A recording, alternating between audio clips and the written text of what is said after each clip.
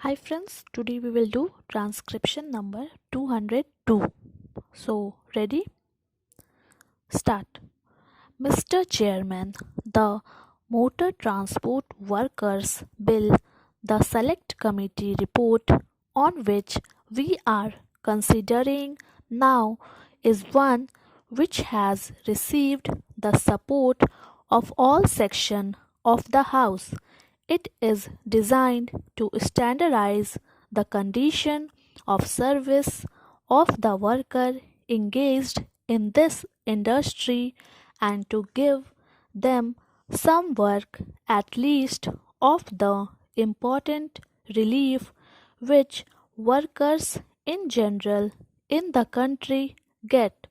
This bill, in line with the progressive policy of the government to improve condition of labor, the opposition member, at least some section of the opposition who castigate the government for ignoring the interest of labor should remember that this is one more measure with which they agree, and therefore, while blaming the government, they should keep this in mind. The bill, as it has emerged from the Select Committee, is a great improvement. In this connection, we must remember the expert knowledge which most of the members of the Select Committee brought to bear on the deliberation of the Select Committee. I consider it to be one of the well constituted committee inasmuch as there were many members on this committee who had specialized in labor both from the opposition section of both houses as well as from the Congress side. We were fortunate to have a Union ex labor minister on the committee whose knowledge really helped the committee to come to a very successful conclusion. The Select Committee was also assisted by persons engaged in this industry, both employee and labor.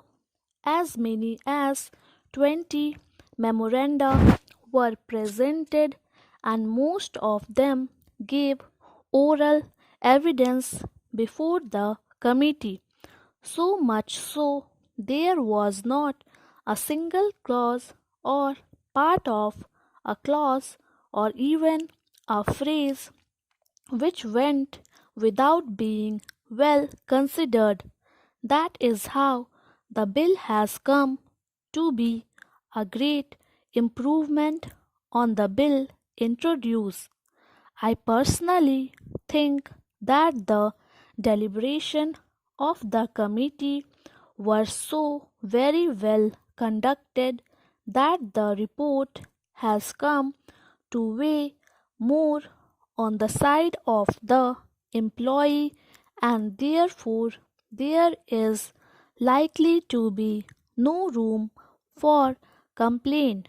In this connection, sir, I must also mention that the Deputy Minister of Labour, who was the government representative present on the committee, was very responsive to all the suggestions made, and there was not the least resistance on his part in admitting whatever was offered as a suggestion and which went to improve the bill. The Select Committee has made some significant changes in the bill.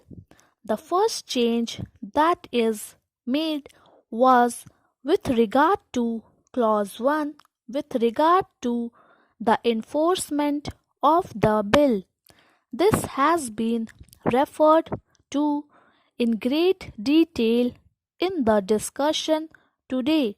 The original bill did not fix any date.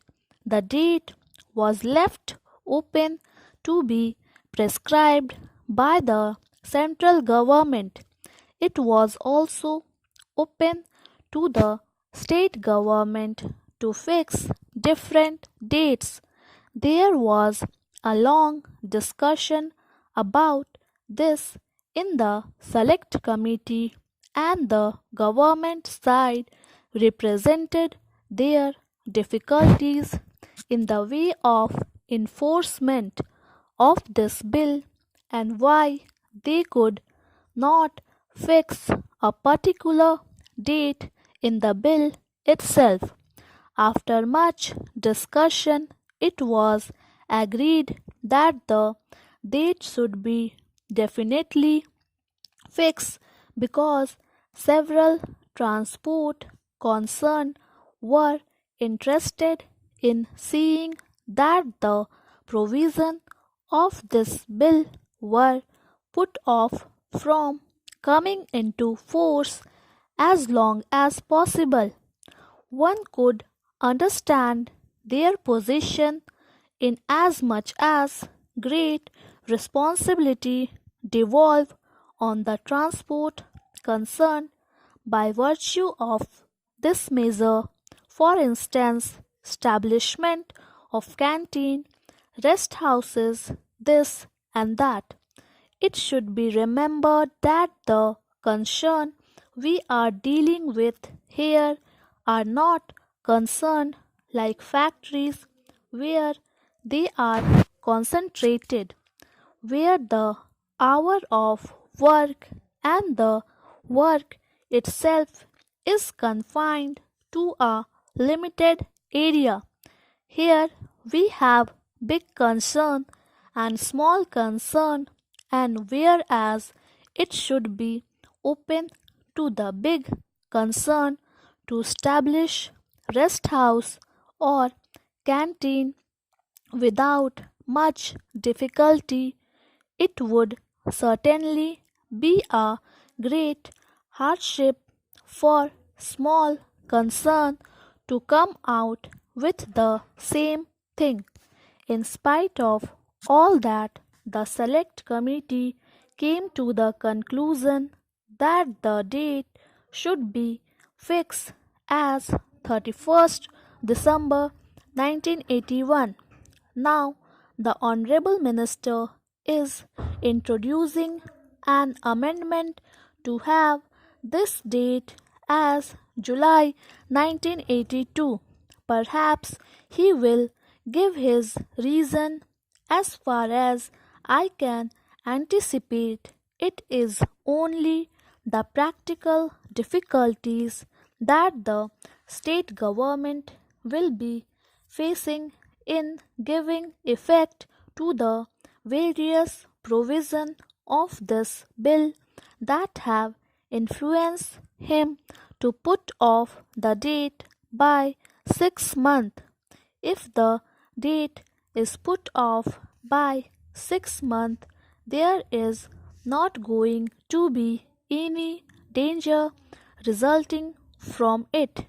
It would be better to do that if the government wants time in order to make these arrangements and also to enable the transport concern to themselves with the several things that this bill require them to do. It should not be a great difficulty at all. Therefore, for my own part, I do not object to the date being extended to July 1982. Please subscribe my channel Steno Star.